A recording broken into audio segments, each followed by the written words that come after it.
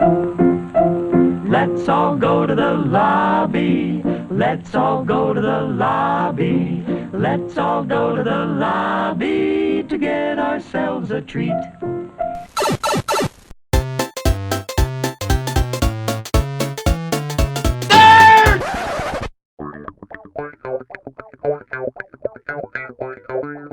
What else is this podcast for but for shameless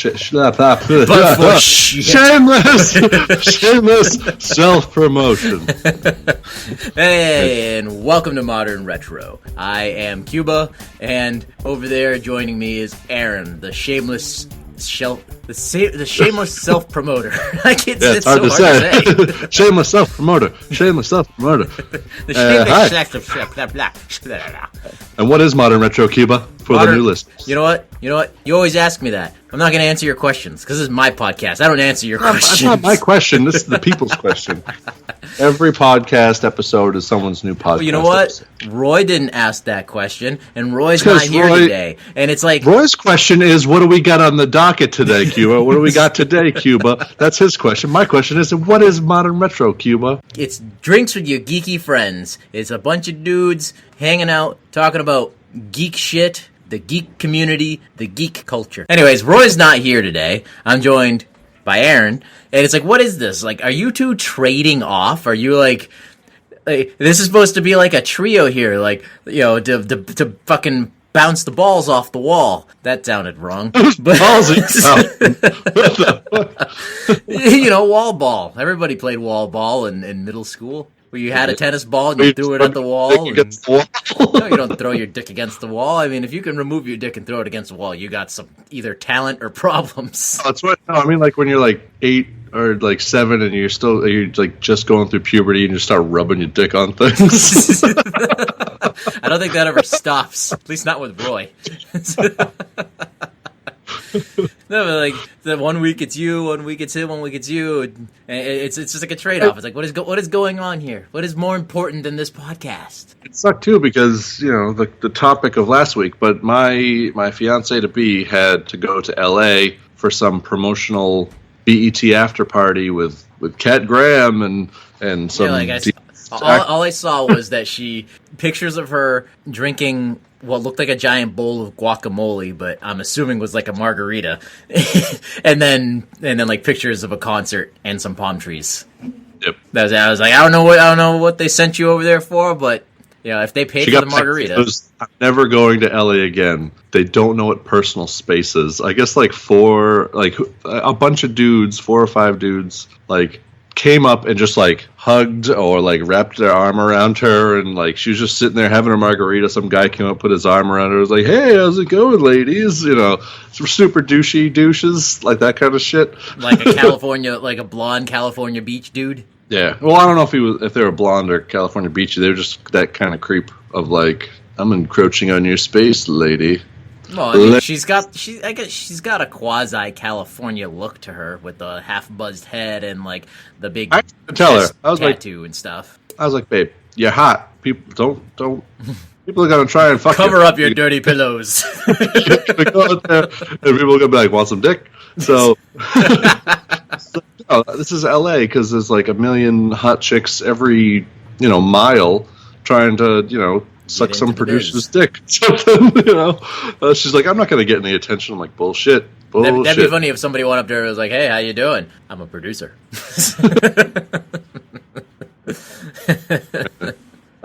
So yeah, she had to go to that, take photos and things. So I had to play interim mom and drive the kid to the softball league fucking playoff things.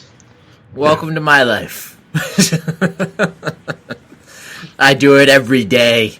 Every day. So, wait. L.A. So she was only there for like a day, right? Yeah.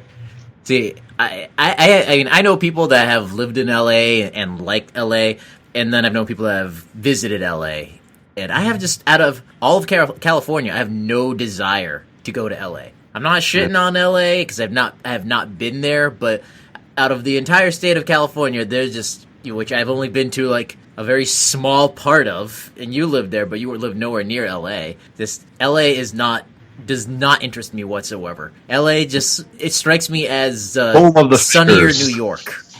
I don't even know if I'd go that far. It's like trash people. It's like New York. different kind of trash people. Slower trash people.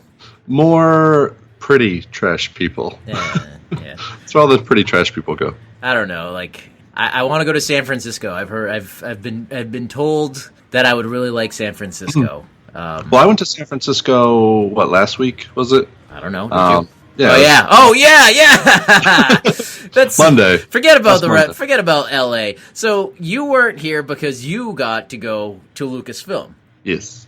Tell us about that. It's been a lifelong dream. I scratched it off the bucket list.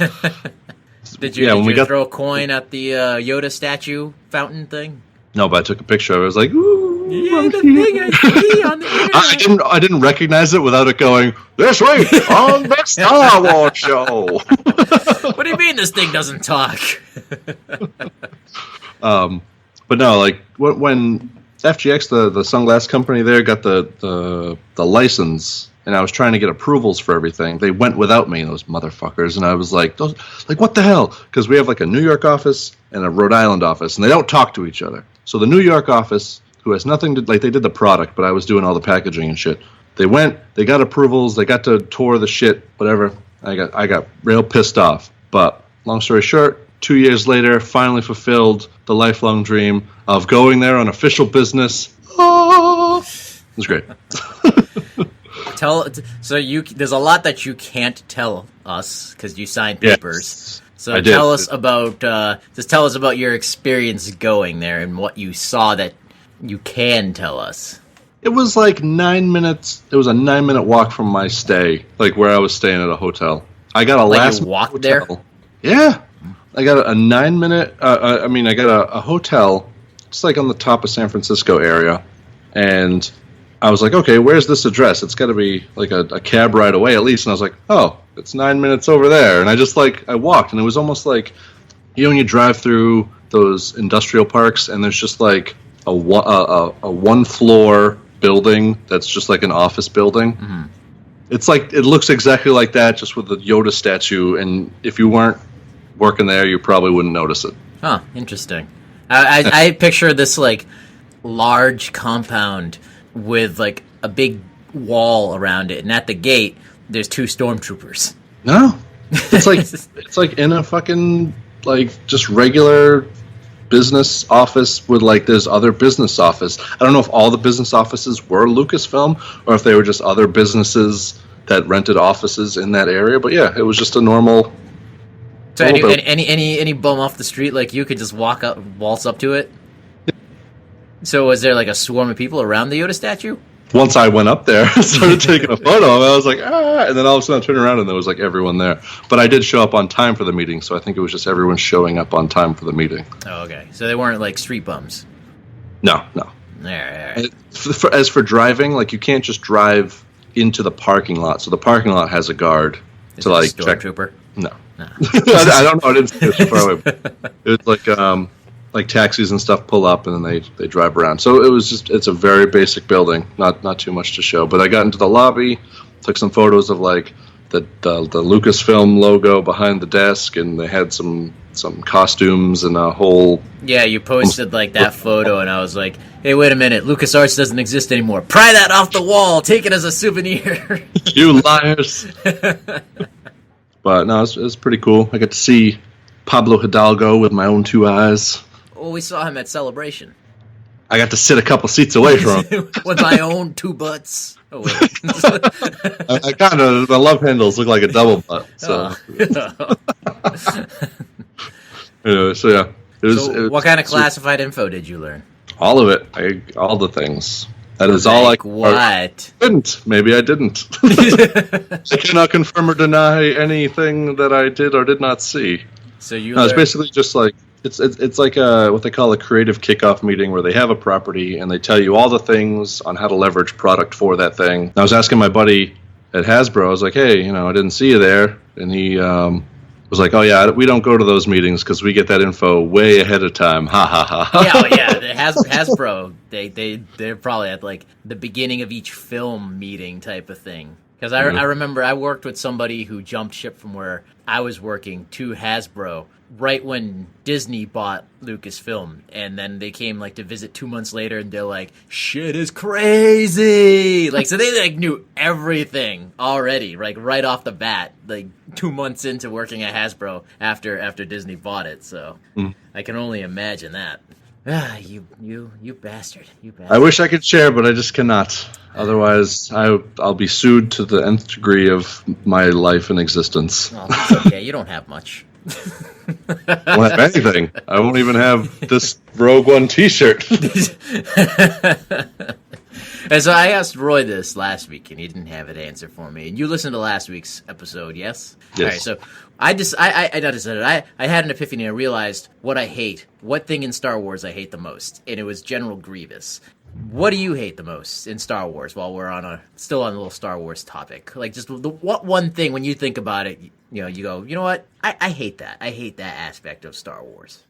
I mean, General Grievous. I kind of like General Grievous because of the Clone Wars cartoon, not the one by Filoni, but the Right, well, that's why I liked him, but that is not canon. It didn't count, and that's not his character. His character is what we got, the twirling mustache villain. And the reason that I don't like him, like I explained last week, is just like, I know like George Lucas's stuff is always inspired by classic television and film and everything like that, but we got such a great introduction to Grievous in the original micro series, and then just to have that shattered when you see him in General Kenobi. Yeah, like when you see that shattered in fucking Revenge of the Sith, because he was so imposing in the micro series, and then Revenge of the Sith, like, I mean, I'll never forget that he gets a couple of hands chopped off, then he crawls away like a fucking weird caterpillar bug, and then he gets into a fucking wheel with legs, and then he gets shot in the chest, and then like had a very cool like the Clone Wars show, that did a good job at just helping the prequels out altogether, really, but it didn't help out Grievous, because every time Grievous came, this is when I realized I hate him, because I was watching some Clone Wars last week at night, and every time there's an episode where Grievous shows up, I just go, ugh. Like, my eyes roll back, and I just like, this fucking guy, because he's not scary, he's not cool, he's not intimidating. He ruins it for me. It could be, I will take like interactions with the battle droids and the tactical droids before a fucking Grievous showing up. I just hated him, and the more I watched him, the more I hated him. So that's my thing. That's my thing of Star Wars that I hate. What is yours? Do you have one? The Senate. No, that's good. The fucking Trade Federation. That's the stupidest goddamn fucking shit I've ever heard. Just a bunch of manufacturers having a goddamn strike. Fuck you. That made sense in universe. I mean, just imagine that's like Walmart blockading Benny's. I don't know. You know what I mean? Yeah. I mean, if you're talking about like the species, the Nidomoidians, the racist Asian lizards, like, I hate them. I hate them the most, I think. You hate them, or the Trade Federation as an organization? I mean, if I have to say the Trade Federation as a whole, with those kind of tied into it, because if the Trade Federation was done differently, it might be a different story, but it wasn't. It's okay. So, I mean, it could have been an imposing force. It could have been like Verizon, just really fucking nefarious. You know? You don't think they made up for that in the next movie, because then it joins with the Commerce Guild and the banking clan and becomes the whole separatist thing. It's like every corporation in the United States joining together and going to war against the United States government. I know, but you could have did it a little bit better. Like, made it more of a syndicate of like mobs than just like this thing, and made it super Michael Bay racist. Like, it just didn't quite work, and I didn't like it at all. You could have made it better. Like, I'm sure there are stories out there, maybe in the books or something, that like actually told a compelling story about the Federation, but yeah. Yeah, interesting. Yeah, I just want to know because Roy couldn't think of something off the top of his head, and he said he would think about it and get back to us this episode, but he's not here. So, one last Star Wars thing. Adam Driver says, Ryan, is it Ryan or Rain Johnson? Do you know how to pronounce the director's name? No. Okay. Well, I'm just going to say Ryan Johnson. It's just a weird way of spelling Ryan. So, anyways, he says, Adam Driver says, Ryan Johnson creates new rules for franchise. And I read that and I went, what? This is fucking crazy. Because did they not learn something from Han Solo? So, I guess, Adam Driver was talking to the Huffington Post, and this is what he said. He said, quote, "He created new rules for the Star Wars universe and balanced the familiar and the unfamiliar very aptly, while respecting that this audience can handle ambiguity, which you can see in his previous films. Character and story are his priority." Mm-hmm. So, I mean, okay, like, after reading that little quote, it's a little better than just the fucking clickbait headline of Star Wars director changes rules. Well, that scared me. Did you watch that Cracked video that I sent you today? No. Because they had a good argument as far as the Han Solo film. So when I heard about the Han Solo film getting the directors of the Lego Movie and 21 Jump Street, I was very worried because they are not known for timeless classics, we'll say. It's very slapstick. I did not like the Lego Movie due to its fast pace. Like it tries to be super funny, but attention deficit disorder kind of wit way. 21 Jump Street is a riot. It's hilarious, and I can see their point of view that Crack brought up, where it was like you hear about these properties like 21 Jump Street, and you're like, 21 Jump Street, who the fuck is that for? No one asked for that movie, and then you watch it, and you're like, holy shit, that was actually a hilarious movie. Or like the Lego Movie, how the fuck are they gonna make a movie about this? And it turns out it was like an okay movie or critically acclaimed, whatever. The Last Man on Earth TV series, I guess they did too, which is damn funny, but everything is very improvisational, that kind of shit.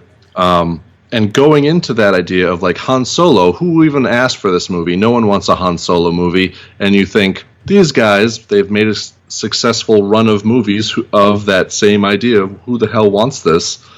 So it's like, okay, well, we might get Star Wars movies by directors and see their vision for Star Wars, almost like, high quality fan films, essentially. But Disney is like basically put the kibosh on that, where they hire these directors with a vision, but then stamp them down in the last remaining months of production to like flatten it out and make it into the cookie cutter mold of this is the way it should be. Same thing happened with Gareth Edwards. He did a movie and then they came in and did reshoots, but he didn't fight it, I guess, and I think the other guys did fight it, so they they got booted. I mean, Edwards, like and Rogue One, I think he got his say in it. He made that film was his film minus the reshoots, but I mean it was primarily his vision, and they let him do that. I also sent you another video that went over all of the details of what Rogue One should have been, I think, from the novelization, and all the scenes that were going to be in there but weren't in there, so on and so forth. You should definitely put those links down in the description below for YouTube watchers. But yeah, so with this movie, they're very the Han Solo movie.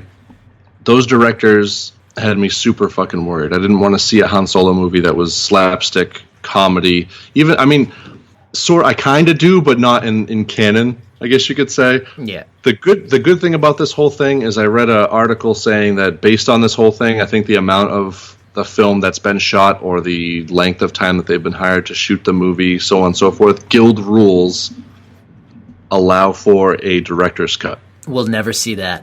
Guarantee you we'll never see that. Disney will drown them in money to keep that from coming out. I don't know. I mean, like, it's extra money. They could release that as a whole nother thing. Disney fired these guys because they didn't like what they were doing. You think they're going to let them release a director's cut? No fucking way. They're going to fucking Scrooge McDuck them with a fucking bank tower full of money, and we'll never see that fucking director's cut. For sure. I mean, if they do pull the guild rules or whatever, and they don't follow the guild rules, they'll be sued, and then Disney will bury it in money. Like, all right, fine, sue us. Here's the money.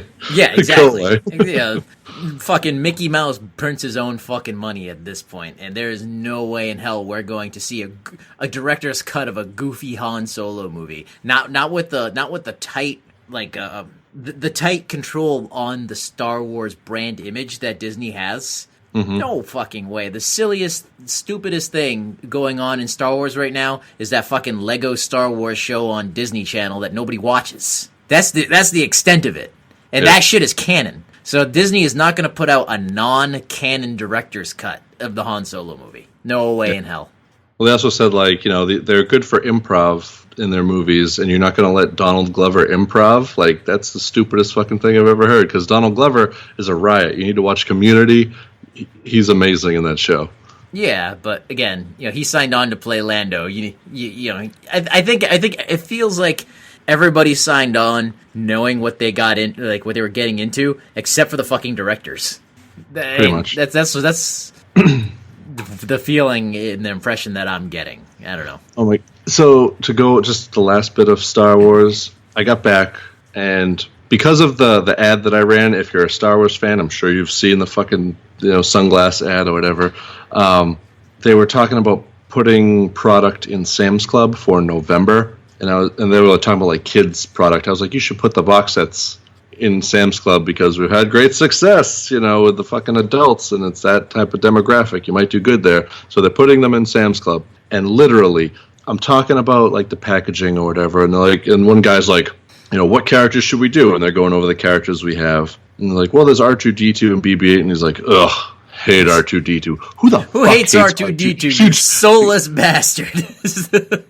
He's got like a goatee. Fuck. Oh. So anyway, he's looking at the box. He's like, oh yeah, this is a nice quality box. I was like, yeah, it makes a good collector's item. He's like, wouldn't go that far. I'm like, and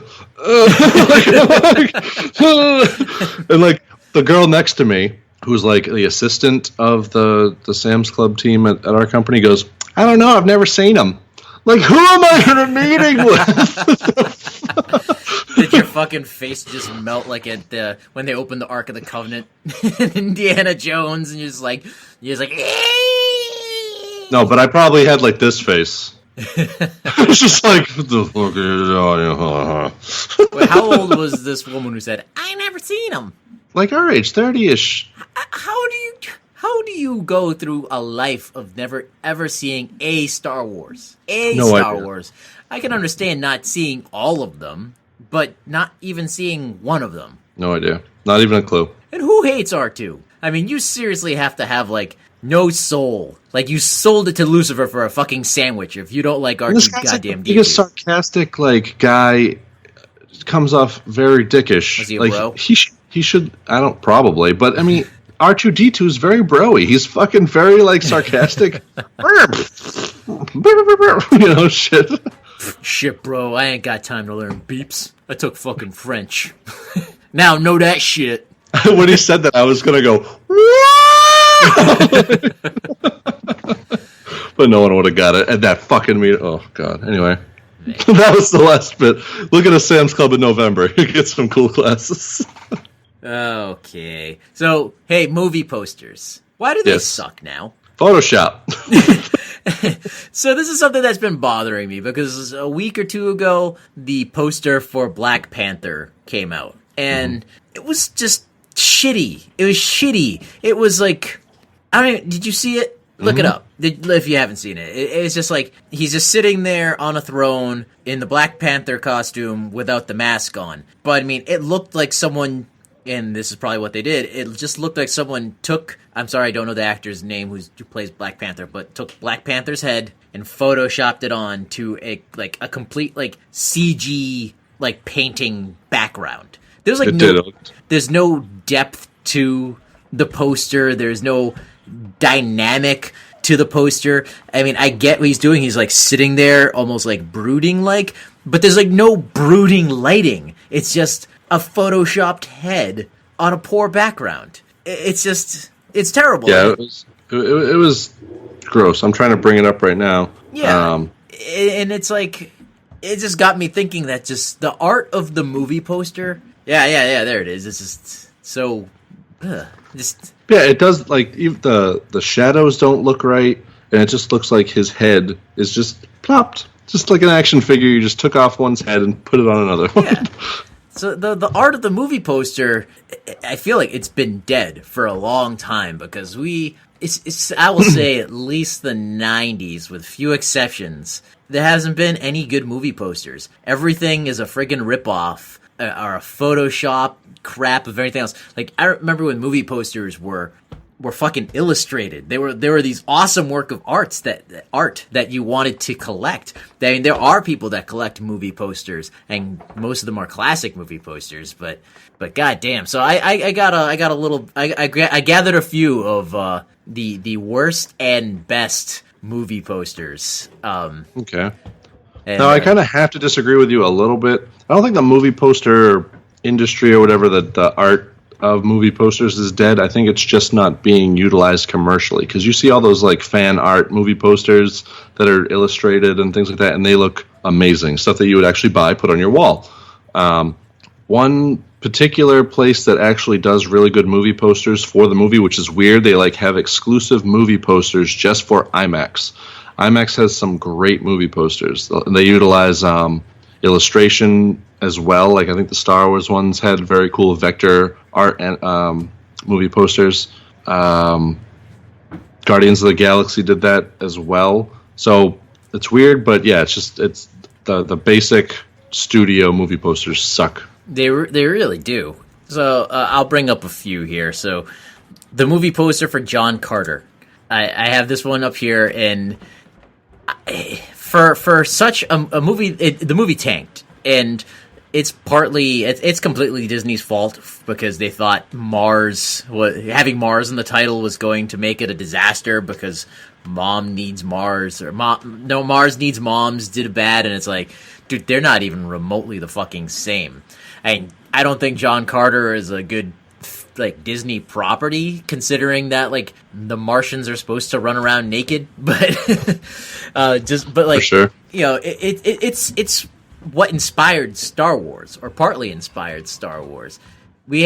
So the movie poster is just so blah. It's him riding like a elephant lizard in like the sunset behind him, and then like some weird cat monster thing.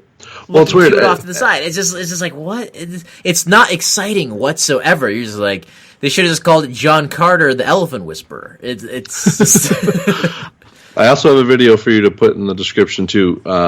It's this video that goes over all the particulars of movie posters, where it's like, if it's a drama, it has to do this. If it's like a comedy, then you do that like in between the legs, like camera shot. If you do like an action movie, it's like half the poster's red and half the poster's blue, and there's a bunch of big heads. Like, it's like you said, the cop comedy movie thing. So The Heat, that movie poster got like all sorts of shit because of the terrible photoshopping on Melissa McCarthy. Mm-hmm. Do you remember that one? Yeah. Where it's like Sandra Bullock, like I don't know why they got like bazookas and she's dressed like a punk and shit, but the amount of photoshopping on Melissa McCartney's face is just insulting to humanity. It's just it's just not. We use Photoshop, you and I, a lot, and look, when I make the episode covers, don't judge that. Don't think I don't know how to use Photoshop. I'm not going to spend several hours on the episode covers for the podcast, but I know how to do Photoshop, and I can do a damn good job in Photoshop for what it's used for. If you're making a movie poster, it should not look amateurish like this. Like, it's just like, that's not even like, you didn't learn Photoshop. You got the bootleg of Photoshop 3, and all you did was like the pinch tool and the airbrush tool. That's all that was. It's just like, what the fuck? Like, when, good Photoshop is when you can't tell at all. The untrained eye can see that there's something wrong here. Yeah, it was pretty bad. They like made her. She had a smile, but then they just like pursed her lips and was just like made her look all grumpy. Yeah, and they like I said, they unfatified her face. Like, she's not a thin lady, so, and everybody knows that. So why did you try to make her face thinner. And that's just the thing with it's probably not even her body, because so many of these movie posters, when you see like a group of people or something like that, it's not even like it was a photo shoot and parts were edited together. They just take people's headshots and put them on other people's bodies. Yeah, I have some choice bad ones when we get into that. Well, we are in the bad ones. Okay, so one of the worst ones, I think. This is when I was working at the movie theater, and I had to walk by this poster every single time. But it was during, Dane Cook's short-lived acting career in the mainstream. But Good Luck Chuck. So this is when he was with Jessica Alba. And I don't know if you can see it right here. They photoshopped him cuddling Jessica Alba, but you can definitely tell that they were not in the same room together at all. Yeah, no, it's not at all. I don't even think that's Dane Cook's body. No, I think they just superimposed his head. Yeah, that's the cheapest way for them to go. Like, who did this? One of the other most egregious movie posters, and every time I see it, I'm like, this poster disgusts me on so many levels, and it's One Missed Call. Oh, yeah. I saw that one a few times. I'm like, should I put that on this list? Where I don't know. The eyes are replaced with two screaming mouths, but they left the nostrils up there. And I'm like, what the fuck is going on? Air holes. Air holes. Makes it go faster. And if you want to go old school, one of the worst, illustrated posters were around at this time, this next one. And usually they interpreted the movie in some grandiose way, like Chinatown was a good one that had a cool kind of comic booky illustration for the cover of it. But Arnold Schwarzenegger's Hercules in New York. That's on my list too. All right. Yeah, I love it. But in all fairness, who's really seen that besides me and you? And it's not like it was a wide release. But no, it is a terrible... That almost borderlines on awesomely terrible, but yeah, no. What is that about? It's just Arnold Schwarzenegger and his arms are glowing for some odd reason. Yeah. That's it. I mean, you. There's nothing Greek or Roman about it, so you wouldn't even know that he was actually supposed to be Hercules. All right, so you want to talk about here? You want to talk about bad illustrated one? You're holding these up to the screen on the phone so I can see them. So you're just gonna have to Google this one here, because I just have them saved on my laptop. But so this is good, taking us back to 1983 maybe. So Star Trek: The Voyage Home. That movie poster, illustrated like the Hercules one, but it's just so poor. Not that the illustration is bad, but you just get this shitty look at the movie. It's got this weird rainbow, I'm assuming to be teleporter thing, with Kirk and Spock standing there in the middle, and Kirk's looking up to the sky, very confused. We got the punk who's on the bus that Vulcan neck pinches, who only has 2 minutes of screen time in this movie poster, walking by with his boombox. You have the cop that Chekhov... The Voyage Home? Yes, The Voyage Home.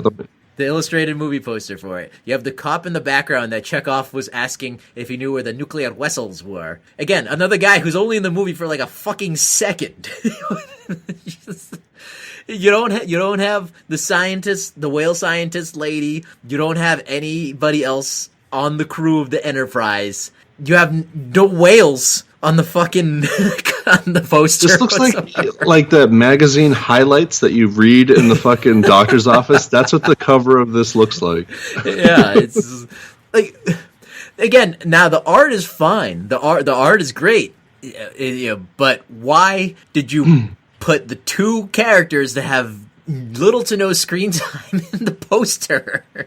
That's ridiculous. Yeah. And so let's see here. Another poorly illustrated one, Superman 3. Look that one up real quick. So that's the one that after Superman 2, the franchise started going downhill until it was ultimately killed with Superman 4. But Superman 3, you could definitely tell it was starting to go downhill because there's nothing heroic about this. You got Christopher Reeves, who's illustrated really weirdly. As Superman, the perspective is off. somehow. I can't put my finger on it. I don't know if it's just like his upper body's too big, the leg is placed in a weird way, the cape isn't flowing correctly, but it just looks weird. And he's zooming out of the Grand Canyon with a screaming, shitting his pants Richard Pryor in his arms. Yeah, it's the shoulders. The shoulders look like giant bowling balls. It's like really weird. It is. It's just something is off on the anatomy of Superman, and just the fact that, like, I don't know, Superman's just like looking at the audience, and Richard Pryor is trying not to piss himself. It's very weird. It's just a very weird. So Richard Pryor's head looks way too big for his body. Yeah, this looks like an illustration by like a high school student who was just like drawing just pictures like that kind of shit. I'll give you $10 if you draw me a Superman poster. I like Superman. They took that illustration and put it on like an actual good illustration of the Grand Canyon. Yeah, yeah. It was probably from like a history book or something. So those are a couple examples of even in the age of illustrated posters, there were still shitty posters.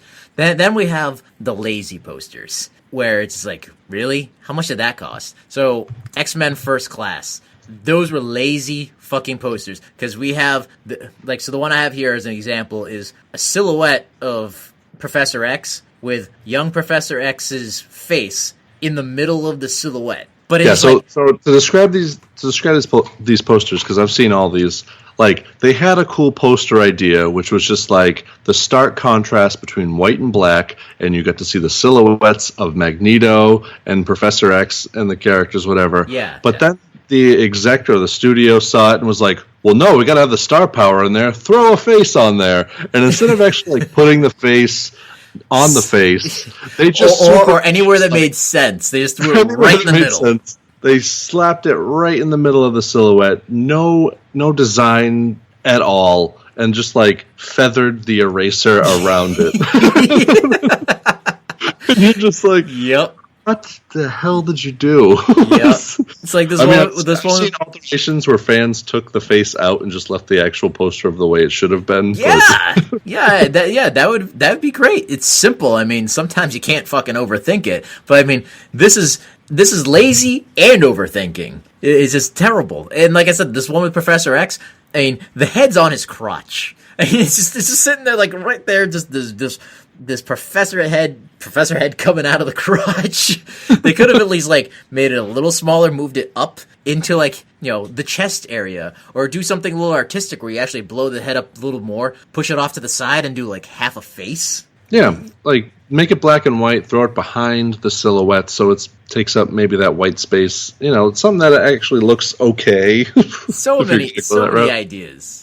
And then my other one for lazy here is for the 2009 J.J. Abrams Star Trek. It is this, like, it sums up the J.J. universe so well, but it's such a lazy poster. It's a black silhouette of the new Enterprise on a white background, but then, like, it's all fuzzy and blurry, and there's, like, some weird streaks coming out of it. So it's, like, almost like it's going in warp, but, like, reverse. And this one didn't bother me too much. Oh, this one bothers the hell out of me. The other one, is it the same one? The Future Begins? Yeah, so it was the other poster that they came out for that, and it was the usual, okay, well, we're going to have a setting here that's just going to be part of the movie. We're going to make it really blue, and then we're going to put 3 giant heads above that. So you're like... Oh, yeah, that's like the generic... You know, every comic book movie, and that's how they do it, because the Spider-Man movie, that one's getting a lot of crap for their movie poster, because it's nothing but a giant Photoshop collage of every character in the movie. It's to the point where I've seen memes of people throwing in like even more characters, like photoshopping their own versions of the poster with like every single character from like the Avengers, the other Spider-Man movies, and everything like that. It's wicked funny, but it's there's like no thought, creativity, imagination in that or anything. So those are some of the just. You know, this could go on for a day with the amount of just lazy, crappy movie posters out there. All right, well, what stands out? So yeah, so I have some. What's the good one? What's some good ones that you can here's some good ones. Here's some good ones. So I'm kicking. I mean, this is modern retro, so of course a lot of them are going to kind of be old school. But like I said, it's been a long time. So the original 1989 Michael Keaton Batman, I think that was a good poster. It's just the big yellow like bat symbol, in the Batman logo. It's just like, it's so simple but so striking, and the fact that it's like all shiny and stuff doesn't hurt it. But like, I love that poster because it's like Batman, boom. I mean, that's all you need to know. But you have to remember at this time that Batman was still like almost a forgotten joke. The most recent Batman in everybody's minds at that time was the Adam West Batman. So Tim Burton brought Batman back, with this dark adultness that we have not had in Batman in a long time. And I just thought that the movie poster did such a great job of conveying that, just being a black poster with this giant bat signal on it, and just the title. I thought that was a great one. Obviously, the original Star Wars poster where Luke is fucking ripped and he's got the lightsaber up in the sky and Leia's showing some leg and there's a million X-Wings and Darth Vader's in the background. Although it's not accurate to the movie whatsoever, I always loved that poster. It's such a great poster because you look at that and you go, what is this? This looks like a fucking crazy movie. It makes you want. That's what a movie poster is supposed to do. It's supposed to make you go, I want to see that. What is this? It's supposed to draw you in. Kind of keeping along the lines with the Batman thing. The Jurassic Park movie poster was always great because just a symbol. It's just the symbol. Just like the symbol ones. The symbol is really cool, and it's so genius if you think about it. That the logo for the movie is also the logo for the fictional franchise inside the movie. Yep. Yeah, that's pretty cool. Here we go. Army of Darkness. I always loved the Army of Darkness poster. Because that's almost like this one. The one where she's like reaching up and it just like, and it has like a hand coming out of the ground on her neck. No, that's Evil Dead 2. Oh, Army of Darkness. Yeah, Army of Darkness, the third one. So that's the illustrated one where it's like it's like a callback to the classic movie posters, almost like the Star Wars one. It's illustrated. Ash is ripped. His shirt is ripped on it. The girl's holding your leg. You got the Deadites. You got like the little hymns and stuff, and it's a comedy, but still, like, that is fucking great. To put that time and effort into a comedy poster like that is awesome. And so this is cool. So how I used J.J. Abrams' Star Trek 2009 as an example of lazy for Star Trek Beyond, the poster for that was cool because that I'm talking about the poster with like the red, yellow, and blue with Kirk, the alien lady, and Spock's faces in the background, and then little Enterprise underneath them. And, that is a direct homage to Star Trek: The Motion Picture. If you Google it real quick, you'll see that, and it's directly an homage to the motion picture because the original poster for the motion picture had Kirk's face, the female lead, and then Spock in red, gold, and blue with a little Enterprise under it. It's just been modernized, and when I first saw that when that movie came out, I'm like, all right, that's fucking cool. I like that they're kicking a little respect down to the motion picture, which doesn't get enough respect because it's a boring fucking movie, but it's a fucking great movie. Donnie Darko. I always thought the Donnie Darko poster was a great poster. It's creepy, it's moody, it gives us all the characters, and it leaves us with questions like, what the fuck is this? Yeah. Yeah, it's definitely, it's a very compelling, very creepy poster. Yeah, and until you told me that thing was supposed to be a rabbit, I didn't know it was a rabbit. One of my favorite posters is from The Thing. The original one, like the light, the body and the light coming out and stuff. Yeah, yeah, that old school one where it's like Prismacolor pencil or paintings, whatever. And it's just a silhouette of a dude, and the fucking beams are coming out of his head, and you're like, "What is going on with this?" Like, that's creepy as shit. My second favorite parody version of that is when they did it with Doctor Who. So it's the exact same poster, but just with Doctor Who clothes on it. I don't think I've seen that one. Oh, it's awesome. Was it an actual legit Doctor Who thing, or is it? No, it was a fan thing, but okay. I think it was for a T-shirt or something. But I loved it. I wanted to buy it so bad. That's definitely one of my favorites. The Wolverine poster. So when this came out, I was still working at the theater too, and it was the one where he goes to Japan. So the entire poster is very like Japanese art kind of. Oh yeah, that one's cool. Yeah, yep. So it like tied in the plot of the movie, but also like the old comic book thing. So I really like. Well, yeah, into the Japanese with the Japanese style. I forgot what that style of brushwork is called, but yeah, no, that was definitely a cool one. That's one I would like to hang up, definitely for sure. I think I might have it somewhere. I remember having that somewhere. It's in my closet. Oh yeah, Ghostbusters had that same like it's just a fucking logo like the Jurassic Park and the Batman one. Yeah, I mean that was the thing for a little while. I think it's okay, just put a logo. Yeah, I mean it's kind of sad that you don't get to interpret movies on posters and like the mainstream kind of stuff. That you have to look for artists that actually make really cool interpretations, and they can't really sell it. Otherwise, they'll get fucking DMCA'd by Disney or whoever fucking studio, take it down. I just don't like that. I mean, movie posters, like I said, they're an afterthought now. It's just like the movie's done or close to being done, and they're like, oh, just get Frank and the marketing department to Photoshop something and throw it out to the movie theater, and you just see that. You just see that lack of quality. I just feel like movie posters they used to put far more thought into. You know, they would hire the artist, and you know, I will say the good thing with Star Wars is that they've kind of kept that going pretty much because remember the I don't remember who the artist was, but when they did the special editions, they all did these amazingly illustrated posters for the original trilogy, and then they used that same artist when they did the prequel trilogy. And I think they're doing different artists now for the newer trilogy, but at least they're keeping it in illustrated format. I mean, the poster for The Last Jedi,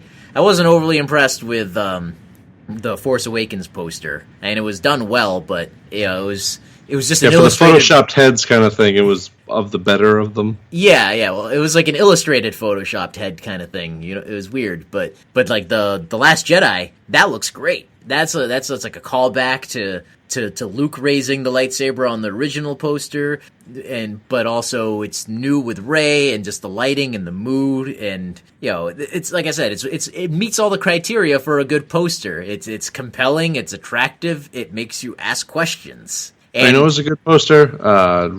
Indiana Jones, Raiders of the Lost Ark. Oh yeah, that same kind of like. You get a ripped fucking Han Solo, just like with his bullwhip kind of shit.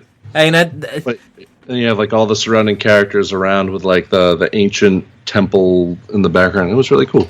Definitely, I mean, that's what you need for a good hero. You have to over exaggerate their hero-ness. It's just, Luke was not ripped, but look at that fucking poster. You could grate cheese on those fucking abs. Ew.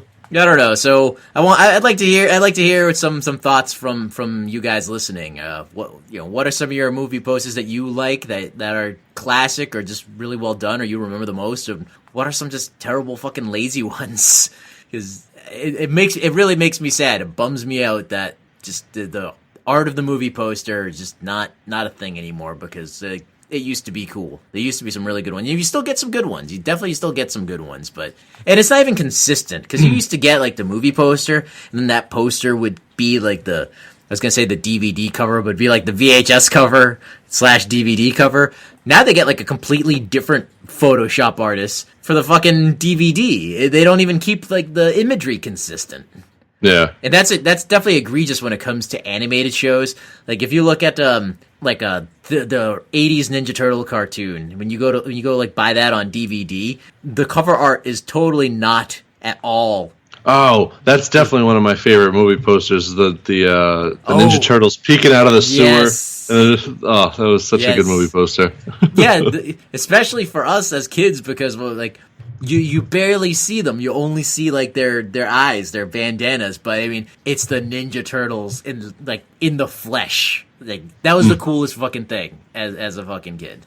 But yeah, like I said, when you buy a DVD and the art is almost that like sequel Disney art. It's just like that really cheap, real crappy art that they throw on the box cover, and it doesn't look like the way the actual cartoon looks. Mm-hmm. I hate that. Yeah. I hate that shit. Yeah, I hear you. So also, if any of the listeners know any good like fan artists that do movie posters, like send them our way because we like looking at that shit. Yeah, or if you know an artist or you are an artist who does movie posters, send us a little email at modernretrocast@gmail.com and we can talk about it. We can talk about your expertise, what movies you have worked on. I don't want to look at movies. No, thank you. Who doesn't want to look at movies? Movies is a different thing. Movies are a different thing. It's a different genre of category on Pornhub altogether. Is it really? No, I don't know. Oh, I was gonna say I'm gonna look. Do you know what moobs are though? Yeah, it's true. It's true. Okay, never mind. Never mind. I got bad taste in my mouth now. We gotta go. Okay then. That it? Oh yeah, we're recording for an hour. Shit. Yeah. Yeah. So that's gonna wrap up this episode of Modern Retro. We covered a little bit of the continuing Han Solo saga at the beginning, and Aaron still won't tell us what he learned at Lucasfilm. And well, I'll tell you in the theater when we go to watch it. And that's all we got to say about movie posters right now, because I get really bummed out just when I see a crappy movie poster going, come on, you could do better than that. Yeah, that'll be the name of this podcast episode. You could do better than that. That is a good name. You can do better than that. I'm Hercules. You struck Hercules. Welcome and thanks for the new listeners. Our numbers are going up every month, and it's because you guys are liking us and sharing us with everybody, so we appreciate that. You can check us out on our website, modernretrocast.com. There you will find everything, latest episodes, full-length YouTubes, an archive of every episode, blogs, news, soon to be some swag, but swag you can get at the TeePublic. You can see highlight clips and random clips on YouTube. Yeah, thanks for listening, and subscribe on iTunes. Leave a comment and a rating, and we are available wherever podcasts are listened to. Have a good night, everybody. We'll see you next week. Bye.